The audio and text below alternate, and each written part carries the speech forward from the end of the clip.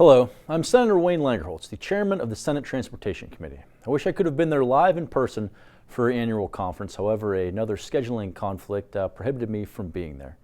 But thank you for the opportunity to address your organization.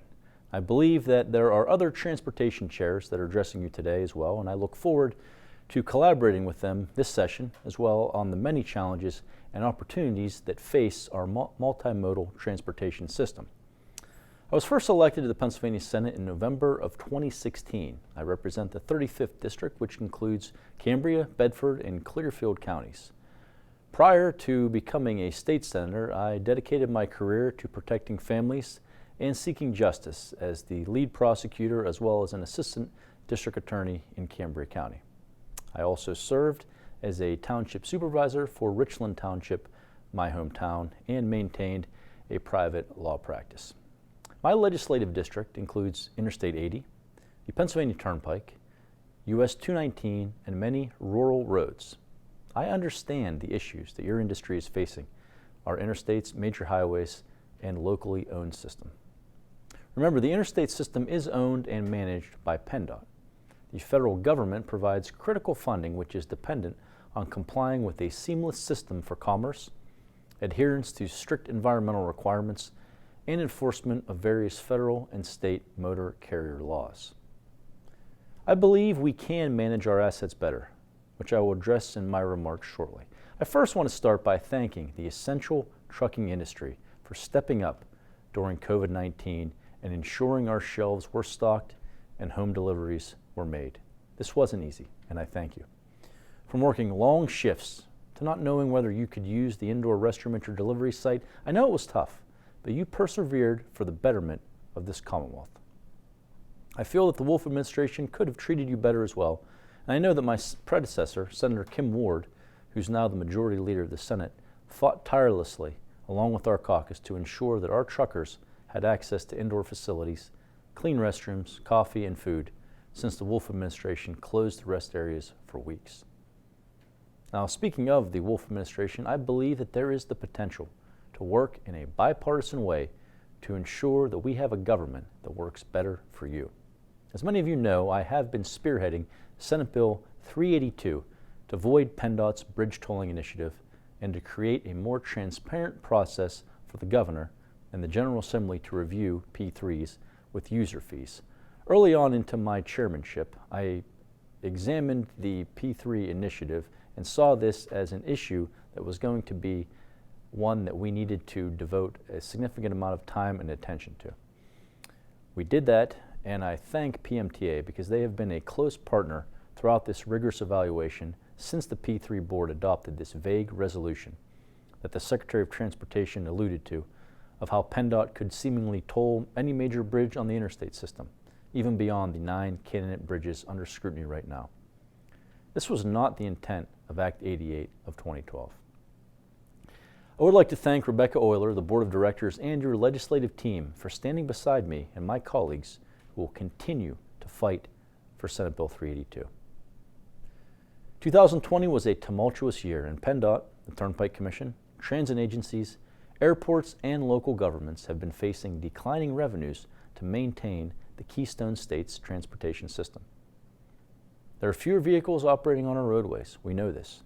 There are higher material costs and unfunded federal mandates. Plus, electric vehicles are starting to enter the fleet and will significantly alter how we fund and manage our transportation system. The governor established the Transportation Revenue Options Commission, referred to as TROC, to explore revenue options for all modes of transportation. Now, while I have called for a broader conversation on transportation funding ever since becoming the chairman in June, I'm not confident in PennDOT leading this charge. This risky P3 bridge tolling initiative, as well as the late call to borrow $600 million to fix a self-imposed cash flow issue, are recent examples of mismanagement at PennDOT. I know they even threatened to shut down all projects if we didn't act on their bonding request at the 11th hour. Finally, many of you may have seen the recent appropriations hearing in the Senate where PennDOT was present at the budget hearing. Hearing after hearing, we're still walking away with more questions than answers. To date, almost 5 to 6 months after the announcement of the P3 initiative, we still don't know answers to many simple questions regarding this tolling structure.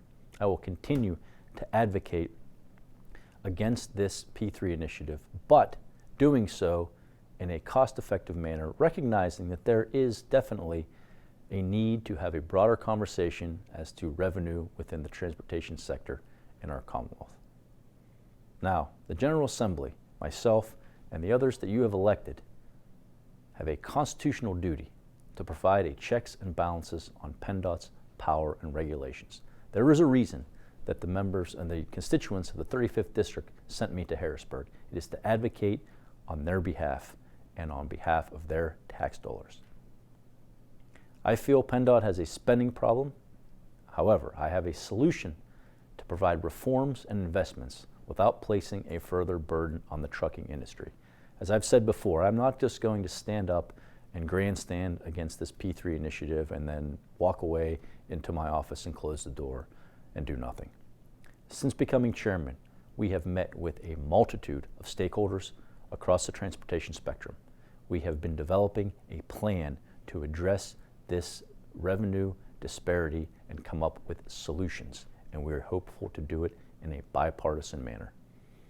I am very cognizant that all of you stepped up during Act 89 of 2013, as well as during COVID-19. You deserve a break, not another toll. The citizens and the hardworking citizens of this Commonwealth deserve a break, not just the answer that we are going to slap on another toll or a fee as a solution. I am confident and I hope that both sides of the aisle recognize the importance of Senate Bill 382, and I will continue to fight for its enactment. But, as I said before, I can't void a plan if I'm not willing to propose one as well. So, in the near future, I will be introducing a better vision than PennDOT's illegitimate and ill-conceived P3 bridge tolling scheme, and one that reaches far more comprehensively. My plan is called the Drive Smart Act, which will focus heavily on reforms as well as investments for the short and long-term stability of our transportation system. This act will be a collaborative and transparent effort to deliver real reforms and investments for vehicle efficiency in supporting motor carriers, airports, rails and trails, and transit agencies. The Drive Smart Act is supporting motor carriers by not imposing a higher tax on your industry. I also have Senate Bill 153, which authorizes electric-powered trucks to operate at 82,000 pounds, and it will be a component of the Drive Smart Act as well. I will be announcing the framework of the Drive Smart Act in the near future, which includes policy direction for reforms, investments, highway safety, multimodal transportation, and intergovernmental relations. I look forward to working with you to provide a better solution to fix the burdens on the Motor License Fund, the Pennsylvania Turnpike, transit agencies, airports, intercity passenger rail, trails, and other modes of transportation, rather than just a tacit approval to impose another tax, fee, or toll without legislative oversight. Rest assured that my office is always available to speak with you and to hear about your concerns. I will be looking forward for your ideas on how we can rein in PennDOT's power and ensure we have a short and long-term investment strategy that provides a safe and reliable network for you to work on. Thank you for inviting me to speak today.